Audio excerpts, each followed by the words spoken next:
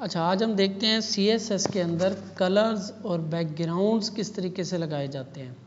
Colours लगाने के कितने तरीके हैं और बैकग्राउंड पे कलर लगाना हो तो कैसे लगाते हैं, इमेज लगानी हो तो कैसे लगाते हैं, ग्रेडियंट लगाना हो तो कैसे लगाते हैं। तो कलर का मतलब जो फ़ॉन्ट का आपका कलर होता है, ठीक है। इसके 3-4 तरीके हैं। एक तो ये कलर का नाम, आप कलर का नाम दे के लगा सकते हो। कलर का ये हेक्साडेसिमल कोड होता है, ये आप दे सकते हो। इसके अलावा RGB कलर का ये तरीक़ेकार यूज़ होता है, रेड ग्रीन ब्लू वाला। और एक है RGBA। अब ये चारों को देखते हैं, ये तो आपको पता ही है, इनको देखते हैं और ये चीज़ें देखते हैं। नहीं, ये वाला देखते हैं। और इसके अलावा HSL भी होता है, ह्यू सैचुरेशन एंड लाइटिंग। और भी एक इसे कहते हैं कलर सिस्टम्स हैं कुछ कलर्स के ना। तो यहाँ पे मैं एक H1 बनाता हूँ।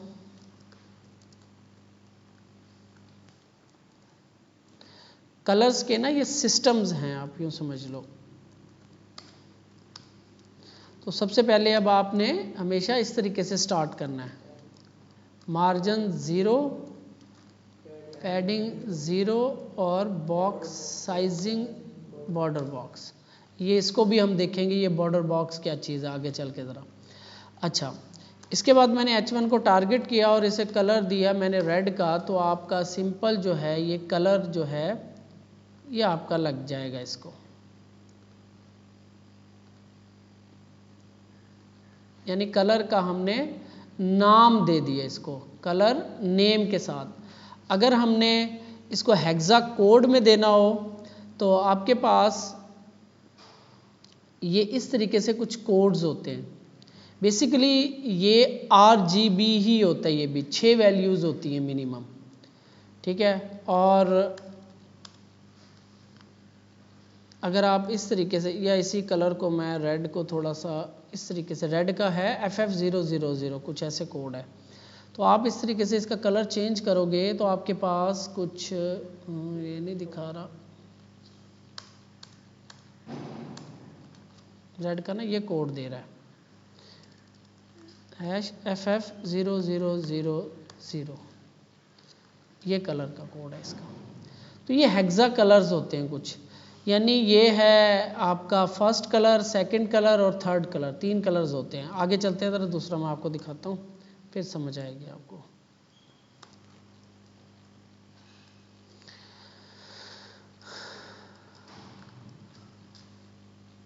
और यहाँ पे मैं H2 को टारगेट करता हूँ और इसका कलर देता हूँ मैं RGB, रेड ग्रीन ब्लू। और इसके अंदर हम ना तीनों की वैल्यूज़ पास करते हैं, 0 0 0, तो कोई कलर नहीं आएगा आपका। ये होता है RGB कलर। रेड, पहला रेड के लिए, दूसरा ग्रीन के लिए, तीसरा ब्लू के लिए। तो ये 0 से लेकर 255 तक होते हैं। 255 अगर मैं इसका कर दूं तो इसका कलर हो जाएगा रेड और बाकी 0 0, ठीक है। इसी तरह अगर मैं इसका भी 255 कर दूं तो इसका कलर हो जाएगा येलो, कुछ इस तरह। अब इसमें फुल रेड और ग्रीन और रेड दोनों मिक्स हो जाएं तो ये कलर बन जाता है, ठीक है। तो अगर मैं इसको कम कर दूं, 100 कर दूं तो कुछ ये कलर बनेगा आपका। इसमें RGB red green blue add करूं 40% तो कुछ ये कलर बन जाएगा। इसको मैं 140 कर दूं तो कुछ ये कलर बन जाएगा, हल्का सा पिंकिश कलर सा होता जा रहा है। तो ये RGB का मतलब है रेड ग्रीन ब्लू। इसका मिक्सर से, इसके मिक्सिंग से आपको ये कलर्स मिलते हैं, ठीक है। इस तरह से आप डिफरेंट कलर्स ले सकते हो। तीसरा तरीका जो ज़्यादा यूज़ होता है वो है आपका, मैं एक और बना लेता हूँ H1।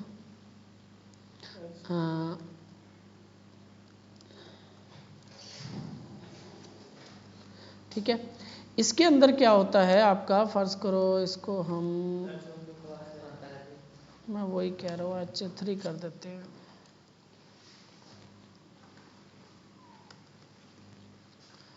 तो H3 जो है, क्या हो रहा है,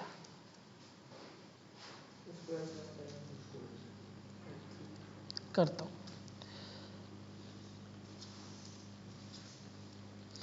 अच्छा, इसके अलावा आप इसमें कलर RGBA, ए जो है अल्फ़ा के लिए यूज़ होता है, अल्फ़ा चैनल, यानी कि इसकी ओपेसिटी कंट्रोल करने के लिए किसी कलर की। फ़र्ज़ करो ये था 255, 00, कौन सा कलर हो जाएगा, रेड, ठीक है। अब इसके आगे मैं अगर ये होता है alpha channel, RGBA for alpha, ये अगर 1 लगा दूं तो इसका मतलब है 100% कलर।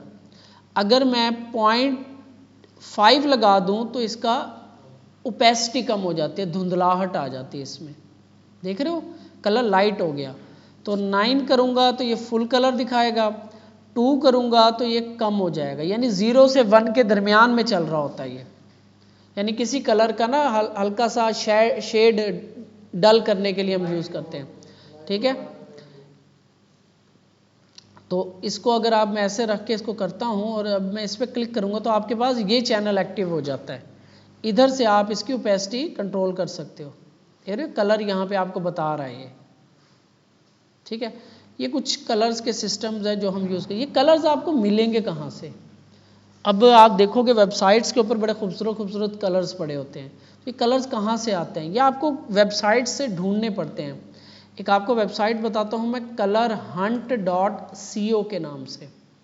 यहाँ पे आपको बहुत सारे कलर्स के ना, पॉपुलर कलर्स की ना स्कीम्स मिलती है, कलर स्कीम्स कहते हैं हम इनको। तो ये कलर हंट से आपको कलर स्कीम मिलेंगी। वो कहता है कि अगर आपने कुछ ऐसा कलर्स यूज़ करने हैं तो ऐसे सारी स्कीम बनाओ, आप इसके साथ ये स्कीम बनाओगे तो अच्छा लगेगा, इसके साथ ये स्कीम बनाओ।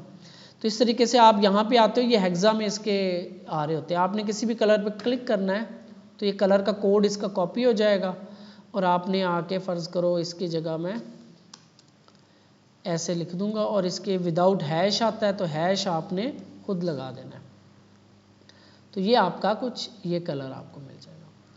तो इस तरीके से हम टेक्स्ट का, और ये सिर्फ टेक्स्ट का ही नहीं, कलर जो है हम किसी को भी लगा सकते हैं, बैकग्राउंड कलर भी लगा सकते हैं इनका।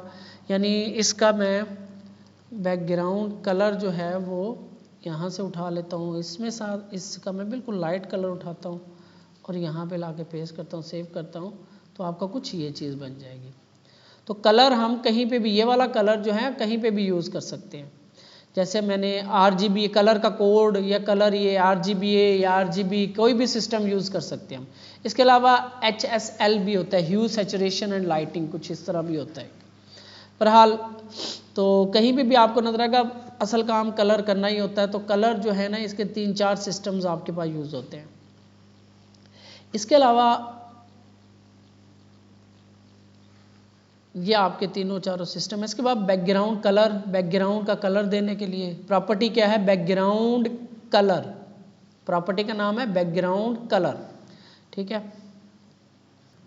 तो इसके बाद हम देखते हैं कहाँ पे थे हम, colours of background. Background colour के लिए प्रॉपर्टी है बैकग्राउंड कलर। इसके अंदर आप सिस्टम जो है कोई भी यूज़ कर सकते हो, RGB, RGBA कोई भी यूज़ कर सकते हो। इसके बाद है बैकग्राउंड पे अगर हमने इमेज लगानी हो, ये ज़रा आपने समझना है, अच्छी चीज़ है, इसको अब समझते हैं। तो इसके लिए मैं एक काम करता हूँ, इसको समझाने के लिए मुझे थोड़ा सा इस तरह टेक्निकली समझाना पड़ेगा आपको। तो पहले तो मैं एक इमेज लेता हूँ, इमेजेस का फोल्डर से मैं एक ये बर्गर वाली इमेज ले रहा हूँ, ठीक है। और इस इमेज का आपने क्या करना है, सबसे पहले तो आपने अपने जो है फोल्डर में इसको रख लेना है जहाँ पे आपकी ये इमेज पड़ी हुई है। CSS क्लास 4, यहाँ पे मैं इसका नाम burger.jpg रख रहा हूँ, ठीक हो गया। तो ये आपकी इमेज जो है यहाँ पे आ गई। अब हमने एक, इसको मैं ख़त्म कर रहा हूँ, ठीक हो गया, इसकी समझ आ गई ना। तो बस मैं एक रख लेता हूँ इसमें से, और एक मैं डिव बना रहा हूँ। डिव क्या था, जेनेरिक टैग होता है। इसके अंदर मैं इसको क्लास देता हूँ बॉक्स की, जी बैकग्राउंड इमेज लगाएंगे हम, ठीक है, ये आप देख लेना। तो मैंने बैकग्राउंड पे इमेज लगाएंगे, मैंने एक डिव बनाई, उसको क्लास दे दी बॉक्स की, ठीक है। यहाँ पे आपको इसकी आउटपुट भी दिखाता रहता हूँ। अभी यहाँ पे कुछ भी नज़र नहीं आएगा क्योंकि इस बॉक्स को कुछ भी नहीं है अभी। अब मैं इस बॉक्स की क्लास को ऊपर जाकर टारगेट करता हूँ, ठीक है, और इसको मैं बॉर्डर लगाता हूँ 1px सॉलिड रेड कलर का। क्योंकि इसके अंदर कुछ भी नहीं है तो ये आपको बिल्कुल फ्लैट नज़र आ रही है क्योंकि ये डिव बिल्कुल खाली पड़ी है। तो अभी हमने इसमें ना कुछ रखना नहीं है, अभी जस्ट मैं आपको कुछ दिखा रहा हूँ कि इस पर बैकग्राउंड इमेज कैसे लगाएंगे। तो इसको मुझे थोड़ा सा ओपन करने के लिए मार्जिन पैडिंग क्या था, मार्जिन डैश टॉप 20 पिक्सल क्या करेगा, ये ऊपर से डिस्टेंस देगा बाहर की तरफ। मार्जिन हमेशा बाहर की तरफ होता है। अगर मैं दे दूं पैडिंग और अगर मैं 1 लिखता हूं तो इसका मतलब होता है चारों तरफ से। ये अंदर की तरफ लग रही है लेकिन ये खाली पड़ा हुआ है तो इसमें कुछ है नहीं, तो पैडिंग मैं नहीं लगाता इसको हम देते हैं हाइट। हम किसी भी एलिमेंट की हाइट और विड्थ भी सेट कर सकते हैं क्योंकि ये खाली पड़ा हुआ है मेरे पास, इस एलिमेंट में कुछ भी नहीं है, जस्ट मुझे ना इसको हाइट देनी है। तो मैं इसकी हाइट देता हूँ 200px। ये कुछ ऐसे आ जाएगा, तब आपको मैं इसकी बैकग्राउंड के ऊपर इमेज लगा के दिखाता हूँ। और इसके अंदर मैं एक टेक्स्ट भी लिख देता हूँ आपको दिखाने के लिए, H4 करता हूँ, दिस इज बैकग्राउंड इमेज। ये आपके यहाँ पे कुछ नज़र आ रही है। अच्छा जी, ठीक हो गया। अब ये डिव है, डिव के अंदर एक H4 पड़ी हुई है हेडिंग। डिव को लगी हुई है हाइट, सिर्फ हाइट। विड्थ इसने खुद ले ली फुल, क्यों विड्थ इसने फुल ले ली, ब्लॉक लेवल एलिमेंट है। ब्लॉक लेवल एलिमेंट अपने पेरेंट की फुल विड्थ लेता होता है। ये अब जरा ध्यान रखना आपने इन चीज़ों का। ब्लॉक लेवल एलिमेंट अपने पेरेंट की फुल विड्थ लेता है। डिव भी एक ब्लॉक लेवल एलिमेंट है, इसने बॉडी की फुल विड्थ ले ली। ये वाइट जो आपको एरिया नजर आ रहा है ये सारा बॉडी है क्योंकि सबका पेरेंट बॉडी है। तो ये एक H1 बाहर पड़ी हुई है और एक डिव है, ये जो रेड कलर की आपको नजर आ रही है उसको हमने हाइट लगा के जरा बड़ा कर दिया हाइट में, विड्थ उसने खुद ब खुद एडजस्ट कर ली। हम इसकी विड्थ भी लगा सकते हैं ऐसे, विड्थ मैं कह दूं 300px, तो ये इतनी बनती है 300 पिक्सल। तो अभी मैं इसकी विड्थ जो है ना जस्ट खुद ही एडजस्ट करता हूँ। लेकिन इसको ना मैं मार्जिन जो ये 20 पिक्सल लगाया ना टॉप से, तो मैं इसको चारों तरफ से लगाता हूँ। अगर हम सिर्फ लिख दें मार्जिन तो इसका मतलब होगा चारों तरफ से। अगर मैं लिख दूं मार्जिन टॉप तो टॉप से, राइट से, बॉटम से और लेफ्ट से, ठीक है। मार्जिन ऑटो भी हम कर सकते हैं, करेंगे आगे चल के। अभी मैंने इसको मार्जिन लगा दिया 20 पिक्सल। मैंने असल आपको बैकग्राउंड इमेज समझाना है, अभी मार्जिन ऑटो वगैरह भी नहीं, बैकग्राउंड इमेज। और इसके अंदर मैंने एक हेडिंग रख दी। ये हेडिंग इसलिए रखी है ताकि आपको पता चले कि इमेज जो है वो इस बॉक्स के बैकग्राउंड पे लगेगी। तो इस बॉक्स पे बैकग्राउंड इमेज लगाने के लिए जो हमारे पास प्रॉपर्टी होती है उसका नाम है बैकग्राउंड इमेज कॉलन और आगे URL पैरेंथेसिस ओपन क्लोज, और इसके अंदर उस इमेज का नाम यानी कि पाथ देते हैं, ठीक है। तो यहाँ पे मैं लगाऊंगा बैकग्राउंड इमेज URL, ठीक है। इसके अंदर डबल कोट स्ट्रिंग में लिखेंगे और देखो आपको वो बताना शुरू कर दिया उसने, तो burger.jpg। तो अगर मैं इसे सेव करूं तो ये आपकी इमेज लग गई इसके बैकग्राउंड में। देखो ये टेक्स्ट यहाँ पे पड़ी है, ये क्या है H4 है, तो इस H4 को मैं टारगेट करके जैसे इसका कलर जो है ना वाइट कर देता हूँ ताकि आपको नज़र आए। ये आपके फोरग्राउंड, लेकिन ये पीछे जो है ना इमेज है बहुत बड़ी, इमेज बहुत बड़ी है। यहाँ पे अगर आप देखोगे तो ये इमेज जो है ना ये बहुत बड़ी है, ये एक बड़ी इमेज है, बहुत बड़ी इमेज है, ठीक है। ये मैंने बैकग्राउंड पे इसीलिए ये बड़ी इमेज लगाई है अब आपको। और ये जब लगती है ना, अब आपने यहाँ पे समझना है इसको।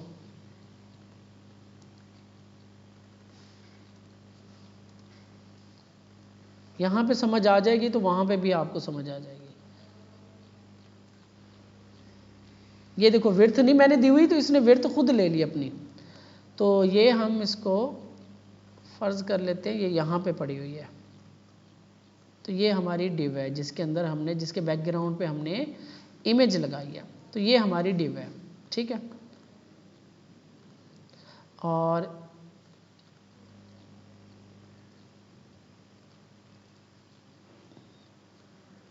ये हमारी इमेज है। अब इमेज है बहुत बड़ी, बहुत बड़ी है, और हमारे पास इसको दिखाने की जगह है सिर्फ इतनी सी, ठीक है। अब आपने ये ध्यान रखना है, मैं इसको जो है, ये अब समझ आ जाएगी ना, ये है हमारी इमेज। तो वो जब हम बैकग्राउंड पे इमेज लगाते हैं ना, जो उसका स्टार्टिंग पॉइंट होता है वो होता है आपका, ये क्या है, टॉप, और ये आपका है लेफ्ट। 4 कोने होते हैं ना, ये टॉप, और ये कौन है, कौन सा है, राइट, और ये कौन सा है, बॉटम, ठीक है। ये है टॉप, ये है लेफ्ट, और ये है राइट, और ये बॉटम। अगर मुझे इस कोने का बताना है तो मैं क्या बताऊंगा, तो मैं कहूंगा टॉप, टॉप लेफ्ट। तो ये इसका मतलब है ये वाला कोना, इस तरफ वाला टॉप लेफ्ट वाला कोना, ठीक है। तो ये हमेशा इमेज जो है ना यहाँ से स्टार्ट होती है, ऐसे स्टार्ट हो रही है, लेकिन क्योंकि उसको दिखाने की जगह थोड़ी है तो वो पूरी तरह फिट नहीं आ रही इसके अंदर, ठीक है। अब इसकी बाकी जो प्रॉपर्टीज हैं वो समझनी है आपने। तो ये चीज़ हो रही है इसमें। इसके बाद यहाँ पे आ रहा है बैकग्राउंड पोजीशन, बैकग्राउंड पोजीशन। तो यहाँ पे एक और प्रॉपर्टी है बैकग्राउंड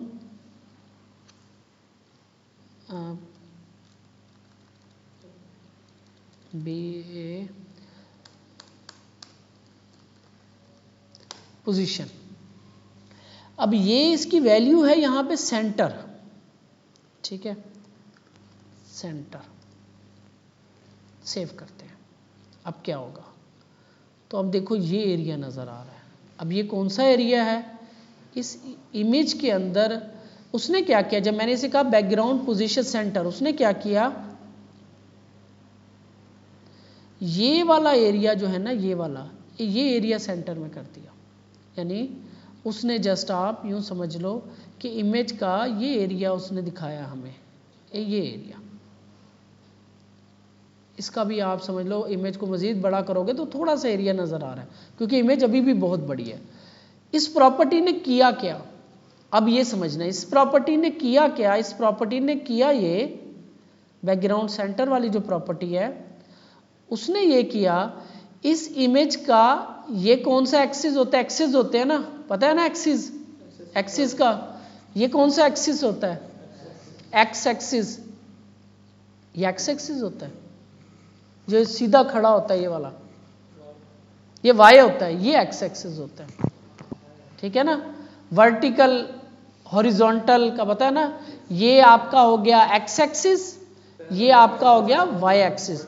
तो जब मैंने इसको दी ना पोजीशन, बैकग्राउंड पोजीशन सेंटर, उसने क्या किया, एक्स एक्सिस ये वाला एक्सिस उसको भी सेंटर में कर दिया ऐसे इमेज को, और वाई एक्सिस ऐसे भी सेंटर में कर दिया। इस वजह से आपको ये एरिया नजर आ रहा है इमेज का।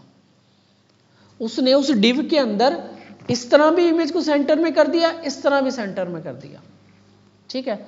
लेकिन अगर मैं इसे कहूं कि इस तरह सेंटर में ना करो, आप इस तरह सेंटर में करो, लेकिन ये जो एक्स एक्सिस है ना, ये आप राइट पे रखो, यहां से शुरू करो इमेज को,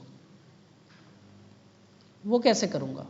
तो यहां पे हम दे सकते हैं, यहां पे अगर आपने देखा हो बैकग्राउंड डैश पोजीशन लिखा था ना, देखो एक्स और वाई अलग अलग आ रहा है। तो मैं कहता हूं एक्स एक्सिस इसका 4 साइड है, 3 साइड्स होती हैं, आपका सेंटर, राइट या लेफ्ट। तो मैं कहता हूं एक्स एक्सिस का राइट साइड से आ जाए, राइट, इस इमेज का राइट साइड। तो उम्मीद है कि ये वाला एरिया दिखाएगा इमेज का, एक्स एक्सिस। अच्छा, पोजीशन, ये हमें फिर ये अब वाई भी देना पड़ेगा। तो ये अब कुछ ये एरिया दिखा रहा है, देख रहे हो, ये ज़रा छोटी होगी ना इमेज, तो रिफ्रेश करें, आपको एक्स एक्सिस राइट, अच्छा सॉरी एक्स एक्सिस पे लेफ्ट कर दो।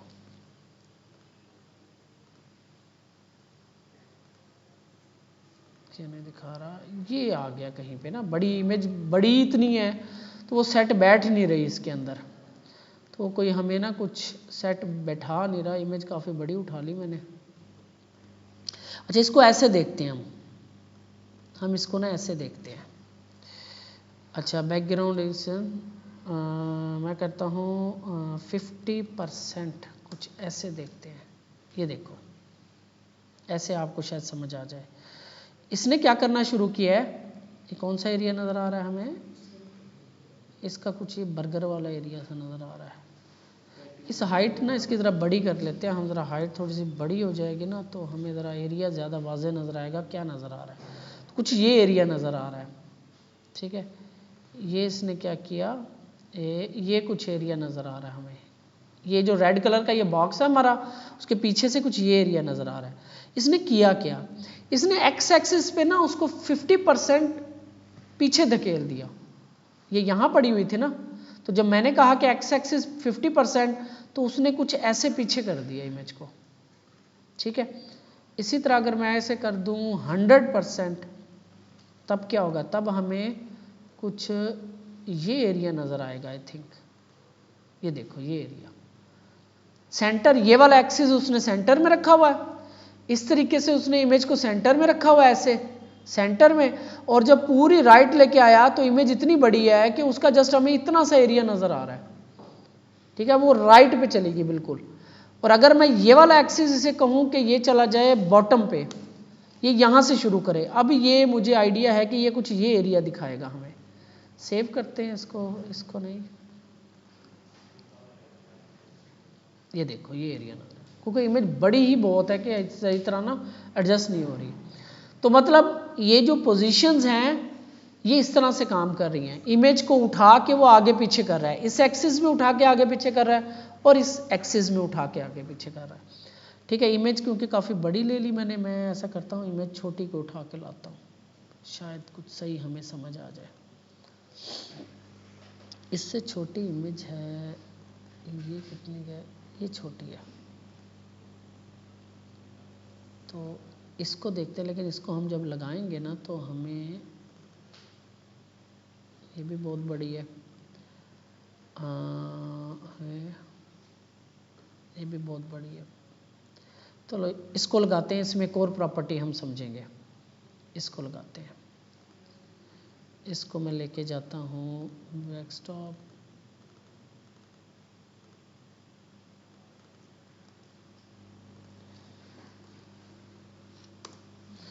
ठीक है जी। तो अब मैं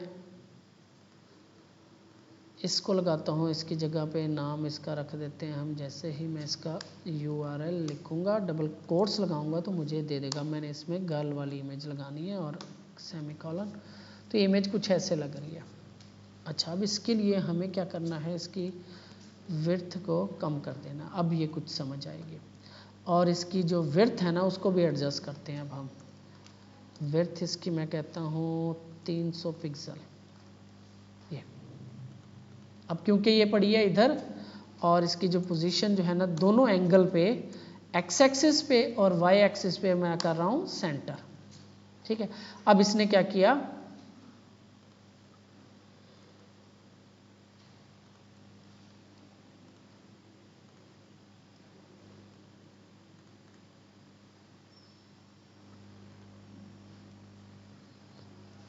ये इसने इमेज को ना कुछ ऐसे एडजस्ट किया है, इसका सेंटर का एरिया दिखा रहा है बिल्कुल, ठीक है, इमेज का, क्योंकि वो विड्थ भी कम हो गई ना हमारी, तो ये क्या कर रहा है, इमेज का सेंटर का एरिया दिखा रहा है आपको। अब हम इसको उठा के बल्कि हम यहाँ ले आते हैं और यहाँ पे एक नया बना लेते हैं ऐसे, ठीक है। और ये इमेज जो है ये चली जाएगी ब्रिंग बैकवर्ड, ये ऐसे पड़ी हुई है, ठीक है। और कंट्रोल C, ये ऐसे इमेज यहाँ पे पड़ी हुई है, ऐसे दिखा रहा है आपको, ठीक है, क्योंकि मैंने ये एक्सिस भी सेंटर कर दिया और ये वाला एक्सिस भी सेंटर कर दिया, तो हम इसको कंट्रोल कर सकते हैं।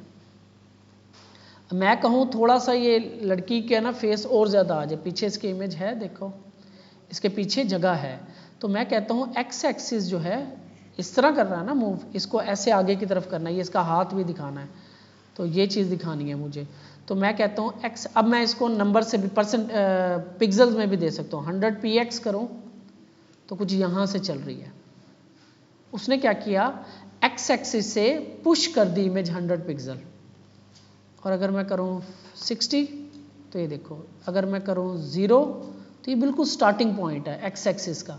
अब देखो 10 पिक्सल थोड़ी सी आगे पुश कर दी, लेकिन जब मैं ये आगे कर रहा हूँ ना, इधर एक चीज़ हो रही है, ये इमेज ना दोबारा आ रही है, ये इमेज दोबारा आ रही है। अगर पिक्सल में दे रहा हूँ तो फिर ये चलती है इस पिक्सल के हिसाब से, ये जो मेरा 300 पिक्सल की विड्थ है, अगर मैं दे दूँ इधर परसेंटेज के हिसाब से 50%, तो ये आपका परसेंटेज एक्सेप्ट नहीं कर रहा क्योंकि जगह रिपीट हो रही है, तो ये होगा 30 100 px करता हूँ, परसेंटेज ख़त्म करता हूँ, ये देखो यहाँ पे ना मज़ीद बढ़ाता हूँ इसे, मैं 20 पिक्सल और आगे करता हूँ, ये देखो दोबारा से इमेज ना रिपीट होना शुरू हो गई, इसे हम कहते हैं इमेज का रिपीट होना। होता क्या है, जब इमेज एडजस्ट नहीं हो रही होती ना विड्थ के अंदर, तो वो रिपीट करवा देता है। तो एक और इसमें प्रॉपर्टी आप देखोगे, नीचे एक प्रॉपर्टी पड़ी हुई है, position background repeat no repeat. अगर आपने रिपीट नहीं करवानी इमेज को, तो आप इसको कहोगे बैकग्राउंड रिपीट नो रिपीट, तो अब आपको ये रिपीट नहीं करवाएगा, ठीक है, रिपीट का काम ये होता है। और अब ये क्योंकि मैंने एक्स एक्सिस पे 120 पिक्सल आगे की तरफ धकेल दिया इसको, तो मैं इसको कहता हूँ कि 10 पिक्सल आगे हो जाओ, ठीक है, और नीचे से मैं इसको कहता हूँ, अब इस एंगल पे मैं ऊपर नीचे कर रहा हूँ, मैं इसे कहता हूँ 10 पिक्सल ऊपर से नीचे की तरफ आ रहा है, ठीक है, पॉजिटिव में ऊपर से नीचे की तरफ आता है, नेगेटिव कर दूंगा तो अब नीचे से ऊपर की तरफ पुश होना शुरू हो जाएगी इमेज। अगर मैं 100 कर दूं तो ये ऊपर जाती रहेगी जब तक वो पूरी इमेज यहाँ तक है, लड़की का हाथ इधर है, ठीक है। अगर मैं इसे 200 नेगेटिव करता हूँ, ये देखो ऊपर जाना शुरू हो गई, 250 करता हूँ ऊपर जाना शुरू हो गई, नेगेटिव यहाँ से ले रहा है इसको नीचे से ऊपर की तरफ लेके जा रहा है, पॉजिटिव ऊपर से नीचे की तरफ लेकर आ रहा है। इसी तरह एक्स एक्सिस अगर मैंने इसको पीछे लेके जाना है तो मैं क्या करूँगा, नेगेटिव 10 पिक्सल तो पीछे जाना शुरू हो गई, नेगेटिव 60 पिक्सल और पीछे जाना शुरू हो गए, ठीक है। इसी तरह नेगेटिव मैं 180 लगा दूँ, अभी भी बड़ी है इमेज, तो 280 लगाऊँ, अभी भी बड़ी है इमेज, 400 लगाऊँ, 400 लगाऊँ, तो ये देखो अब स्पेस बनना शुरू हो गई। यानी बैकग्राउंड का इमेज सेट करने के लिए बैकग्राउंड रिपीट नो रिपीट, अगर आपने रिपीट नहीं करवाना इमेज को तब, और एक्स एक्सिस पे मूव करवाने के लिए इमेज को, और वाई एक्सिस पे मूव करवाने के लिए। इसमें आप पिक्सल दे सकते हो, अगर आपने एक एक पिक्सल करके आगे पीछे करना है। अगर आपने जस्ट सेंटर लेफ्ट करना है तो आप एक्स एक्सिस पे कह दो कि इसे भी सेंटर में रखो, तो एक्स एक्सिस में उसने सेंटर में कर दी इमेज ऐसे, क्योंकि वाई एक्सिस तो नीचे से माइनस हुआ हुआ है ना। तो अगर हम कहें कि वाई एक्सिस पे भी सेंटर में कर दो, तो ये बिल्कुल एग्जैक्ट जो सेंटर का एरिया बनता था ना इसका, जो 200 300 और 200 की ये जो हाइट विड्थ दी हुई है, इसमें आ सकता था इमेज का सेंटर, वो दे दिया इसने, ठीक हो गया। अच्छा, यहाँ पे एक और चीज़ भी हम देखते चलें, एक प्रॉपर्टी और होती है, मैंने इसकी विड्थ ख़त्म कर दी, ये आ गई। अब मैं चाह रहा हूँ, और इसकी जो एक होती है बैकग्राउंड साइज, इसमें कंटेन और कवर दो चलते हैं। कवर करता हूँ तो फ़र्क देखना, अभी आपको ज़्यादा फ़र्क नहीं नज़र आ रहा है, इमेज मैं चेंज करता हूँ, मैं इसको ख़त्म करता हूँ, ठीक है, और मैं इमेज वो बड़े वाली लेके आता हूँ, क्या नाम था उसका, बर्गर। एक दफ़ा इसको ख़त्म करके डबल कोट्स लिखूंगा तो burger.jpg, सेव किया तो ये बहुत बड़ी पेज। लेकिन मैं चाह रहा हूँ कि सारी की सारी इमेज इस डिव के अंदर ना कंप्रेस हो जाए, बिल्कुल इसके अंदर एडजस्ट हो जाए, तब मैं यहाँ पे लगाऊंगा background position background size cover, cover और कंटेन, कवर करेंगे तो उससे क्या होता है और कंटेन करने से क्या होता है, ये देखो उसने कोशिश की है इस इमेज को एडजस्ट करने की, ठीक है। कवर, उसने पूरा का पूरा जो एरिया था बैकग्राउंड वाला उसको भी कवर किया और जितनी इमेज दिखा सकता है इस एरिया के हिसाब से छोटा कर करके वो भी दिखाई उसने। इसके बाद होता है कंटेन, अब ये पूरी की पूरी इमेज को एडजस्ट करने की कोशिश कर रहा है, लेकिन कंटेन हो नहीं सकती क्योंकि इमेज हाइट में ज़्यादा है, विड्थ में कम है, ठीक है। यानी यहाँ पे अगर आप देखो कवर में क्या करता है, वो कोशिश करता है इमेज जो है इतनी छोटी करूं जितनी इसके अंदर एडजस्ट हो जाए, यानी हाइट विड्थ एक यहाँ तक करेगा। कंटेन के अंदर उसने क्या किया, उसने कहा भी हाइट को भी मुझे एडजस्ट करना पड़ेगा, कंट्रोल जी, प्रोपोर्शनली कम करता है इस तरह, ये ऐसे, ये नहीं हो रही इधर से वहाँ से छोटी करेगा, इसने एडजस्ट करना ना, ये ऐसे। अब देखो साइडें ख़त्म हो गई क्योंकि हाइट वाइज ना छोटी जब उसने की तो वो सही तरह हुई नहीं कवर, ठीक है, कंटेन नहीं हुई, पूरी की पूरी कंटेन नहीं हुई। तो ये ज़्यादातर यहाँ पे आपको दो ही ऑप्शन मिलेंगे, ज़्यादातर यहाँ पे चलता है कवर, क्योंकि हमें ज़्यादातर कवर ही करनी होती है कि पूरा पूरा बैकग्राउंड भी कवर हो जाए और इमेज भी मैक्सिमम नज़र आ जाए हमें, इसके अलावा इसका कोई हल नहीं है। इमेज के अंदर आपको मसले आएंगे, जब इमेज पे काम कर रहे होगे आपको मसले आएंगे। तो ये इसका मैक्सिमम देखो ये दिखा भी रहा है और अपने बैकग्राउंड को कवर भी कर रहा है। बैकग्राउंड कौन सा, जिसके ऊपर जिस डिव पे ये लगी हुई है, और इस डिव की क्योंकि हाइट तो फिक्स है लेकिन विड्थ फिक्स नहीं है, तो जैसे ही मैं स्क्रीन को बड़ा करता हूँ तो ये देखो ये फिर अपने आप को एडजस्ट करता है, उसको खींचता है, ठीक है, तो एडजस्ट करने की कोशिश करता है। तो ये आपका बैकग्राउंड पे इमेजेस लगाने का तरीक़ेकार है। तीसरा इसके अंदर इसमें बैकग्राउंड साइज ये आ रही है इधर, ठीक है। अच्छा ये पोजीशन की एक आ रही है, पोजीशन को आप अलग-अलग भी लिख सकते हो और इकट्ठा भी लिख सकते हो, यानी अगर मैंने यही चीज़ इकट्ठी लिखनी है तो मैं जस्ट एक्स वाई नहीं लिखूंगा, मैं लिखूंगा बैकग्राउंड पोजीशन सेंटर, और इसके अंदर भी हम दोनों एंगल यूज़ कर सकते हैं। इसमें पहला होता है आई थिंक एक्स एक्सिस, दूसरा होता है वाई एक्सिस, यानी स्पेस दे के मैं कहूँ राइट, तो अब क्योंकि ये कवर पड़ी हुई है तो ये अब काम नहीं करेंगे, सेव करता हूँ, तो अब ये और राइट मैं कहता हूँ बॉटम, हाँ। तो पहला इसका है ये वाला एक्सिस, इसको मैं करूँ बॉटम करूँ, ठीक है। पहले इसमें एक्स एक्सिस होता है फिर आई थिंक वाई एक्सिस होता है, ये ज़रा देखना पड़ेगा आपको, ये देख लेना, अदरवाइज ज़्यादातर हम इस तरीके से यूज़ करते हैं। एक्स अलग अगर देना हो अलग-अलग देनी हो वैल्यू तो एक्स की वैल्यू अलग, वाई की वैल्यू अलग, अगर एक ही जैसी देनी हो फिर हम पूरा का पूरा बस सेंटर लिख देते हैं ऐसे, ठीक हो गया। ये आपका बैकग्राउंड कलर लगाने का, बैकग्राउंड इमेज लगाने का तरीक़ेकार है, ठीक है। ये आपकी ये आ गई। इसके बाद हमारे पास और बैकग्राउंड पे क्या लग जाता है, और ये ग्रेडियंट्स लगते हैं। ग्रेडियंट्स, ग्रेडियंट्स क्या होते हैं, एक कलर से दूसरे कलर में मर्जिंग हो रही होती है, एक कलर दूसरे कलर में चेंज हो रहा होता है। तो इसका लगाने का तरीक़ेकार क्या है, मैं एक और बॉक्स बनाता हूँ इधर, ठीक है। यहाँ पे मैं एक डिव इसी को ही कॉपी करके नीचे पेस्ट करता हूँ और इसको मैं क्लास लगा देता हूँ बॉक्स 2 की, और इसके अंदर से अब ये H4 मैं ख़त्म कर देता हूँ और इस बॉक्स 2 को मैं यहाँ पे डॉट बॉक्स 2 और इसको लगाता हूँ मैं हाइट, क्योंकि इसके अंदर कुछ भी नहीं है तो 200 पिक्सल इसकी हाइट, और इसको एक बॉर्डर लगा दूँ ताकि ये नज़र आए हमें, तो ये पड़ी है इधर, और इसकी मैं विड्थ मार्जिन लगा देता हूँ, इसको मार्जिन 10 पिक्सल का चारों साइडों से, ये हमारी पड़ी है। तो एक पे एक पीछे हमने इमेज लगा दी, अब इसके पीछे हम लगाते हैं ग्रेडियंट। ग्रेडियंट जो होते हैं कलर्स को कहते हैं, कलर्स ग्रेडियंट जो होते हैं, यानी यहाँ पे ये देखो कलर ग्रेडियंट्स, ये आपके इसको कहा जा रहा होता है, एक कलर दूसरे कलर के अंदर मर्ज हो रहा होता है, ठीक है ना, ग्रेजुअली आहिस्ता आहिस्ता आहिस्ता आहिस्ता, ग्रेडियंट कहते हैं इसको।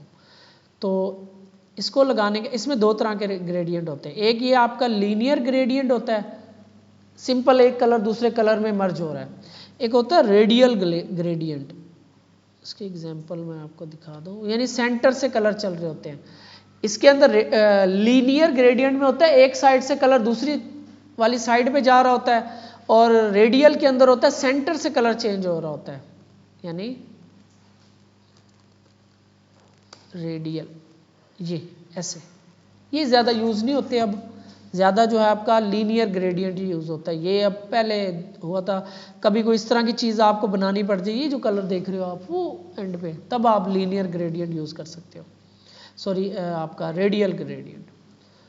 तो हम दोनों को ट्राई करते हैं, पहले रेडियंट को देखते हैं फिर लीनियर को देख ले। लिखने का तरीकाकार क्या है, बैकग्राउंड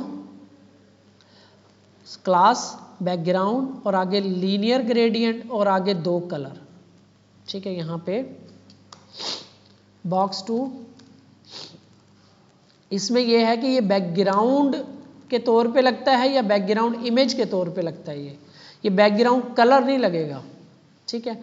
इसको आप बैकग्राउंड लिखोगे और लिख दोगे लीनियर ग्रेडियंट, और इसके अंदर हम 2 कलर दे रहे हैं, रेड और ब्लू दे रहे हैं। देखते हैं इन दोनों का आपस में क्या ग्रेडियंट बनता है। तो ये कुछ ऐसे मूव हो रहे हैं। इसके बाद कि हमने अगर इसकी डायरेक्शन चेंज करनी हो तो वो भी हम कर सकते हैं। डायरेक्शंस वाला लिखे, ये आ रही है नीचे, linear gradient to left red और ब्लू, टू लेफ्ट यानी टू जहाँ से लेफ्ट ये होगा आपका, यानी हम इसको ऐसे लिखेंगे। इसका मैं एक और तरीका भी बताऊंगा आपको, टू लेफ्ट कोमा ऐसे। तो ये आपका लेफ्ट पे आपका यानी टू ये वाला कलर है, सॉरी लेफ्ट जो है आपका ये वाला कलर है, टू जिस कलर पे जा रहा है, ये लेफ्ट आपका ब्लू कलर, टू जिस कलर पे ये जा रहा है, ठीक है। तो यानी कि रेड लेफ्ट पे आ रहा है ना आपका, टू पे आ रहा है, ठीक है, और ये राइट साइड पे आपका, और ये लेफ्ट जो है आपका ये ब्लू हो गया। तो ये लेफ्ट आपका ब्लू और ये इस तरीके से आप इसके ना डिफरेंट कर सकते हैं। लेकिन इसी तरह अगर हम इसका ये जो एंगल है ना ये भी चेंज कर सकते हैं।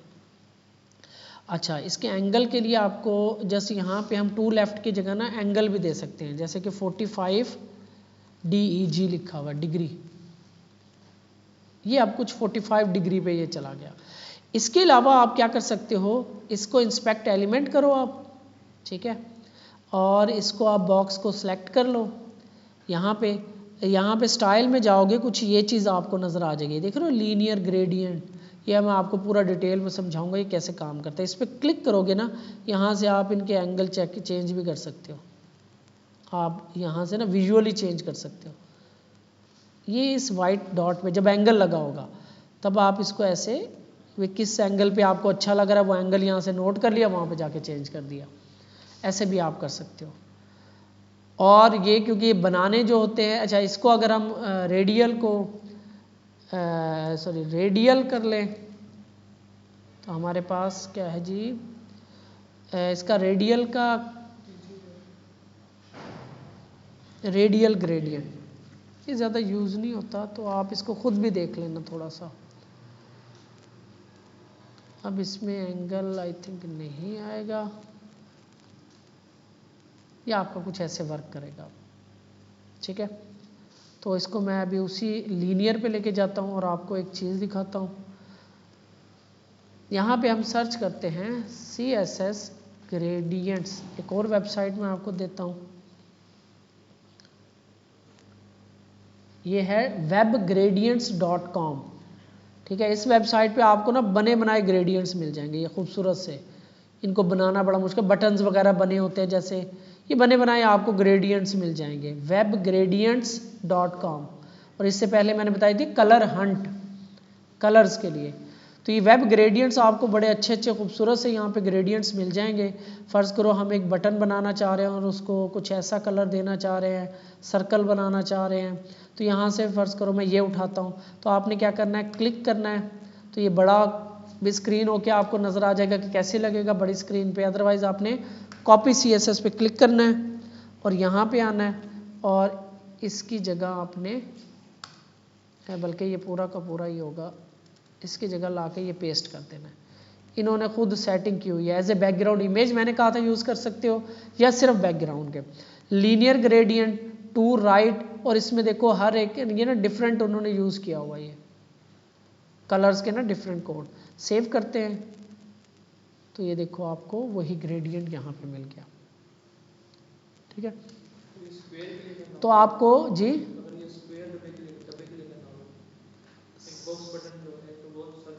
किसी के भी पीछे लगा सकते हो। जब बैकग्राउंड, ये प्रॉपर्टीज किसी के भी पीछे लग सकती है, कलर, बैकग्राउंड, ये प्रॉपर्टी आप, ये बॉक्स है यहाँ पे डिव लगाई हुई है, बटन लगा के उसके पीछे लगा दो। एक मैं बना लेता हूँ, बटन के ऊपर सही नहीं लगेगा, बटन के और भी प्रॉपर्टीज चल रही होती हैं। क्या कर लेते हैं हम, चलो बटन बनाता हूँ और इसको क्लास दे देता हूँ बॉक्स 2 की। बॉक्स 3 की क्यों, इसी को यूज़ कर लेते हैं। ये बटन क्योंकि ये हाइट इसमें लिखना पड़ेगा ना, सबमिट। तो ये देखो इसके पीछे लगना शुरू हो गया। अब इसकी मज़ीद, क्योंकि ये हाइट विड्थ दी हुई है मैंने, तो बाकी चेंजेस भी आ रही हैं इसके ऊपर, तो इसको आप मज़ीद ही इस तरीके से लगा सकते हो, गोल करके जैसे मर्जी। बटन्स का ये बहुत सारे इनके पास हैं डिज़ाइन ना, कलर्स वगैरह के। तो जस्ट आपने आना है, कॉपी CSS करना है और आके अपना, तो मुझे दे दियो पैसे, उनको लाजमी देने हैं। हाँ अगर पैसे देने हैं ठीक है। तो ये इस तरह से, तो आप ग्रेडियंट, तो आज हमने देखा है कि बैकग्राउंड के बारे में आज हमने पढ़ा है, जिसमें कलर देखा है हमने, बैकग्राउंड इमेज देखा है, पोजीशन देखी है हमने, कवर देखा है, साइज देखा है और ग्रेडियंट्स देखे हैं। ठीक है, और कोई क्वेश्चन इसमें?